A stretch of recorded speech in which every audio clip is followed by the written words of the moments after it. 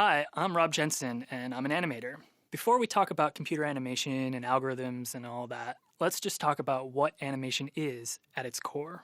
All animation is based on the same idea, making changes to a series of images and playing those images back in sequence.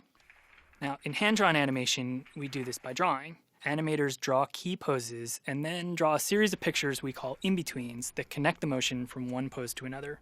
It's a lot of drawing. In computer animation, we animate by moving virtual digital models. We call this posing. The poses we create are translated into coordinates that are recorded on a spreadsheet, and the computer fills in the in-between images. These in-betweens are the result of a computer interpreting what motion would move an image from this pose to that pose. Of course, the computer can't act, so it gives us this. We refine the in-betweens to turn this robotic motion into a polished performance like this.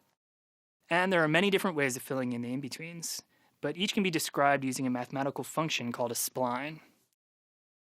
And this is where the math meets the artistry. The simplest way to see this spline idea is through a bouncing ball. I'm going to make it bounce from here to here with 4 main poses that I define by setting keyframes. The computer draws all the other frames by evaluating the spline. By default, the computer makes a linear interpolation of the motion, and we get something that moves at a constant speed. Now from physics, we know that the ball should accelerate on the way down and decelerate on the way up. I can adjust the shape of the spline to change the timing.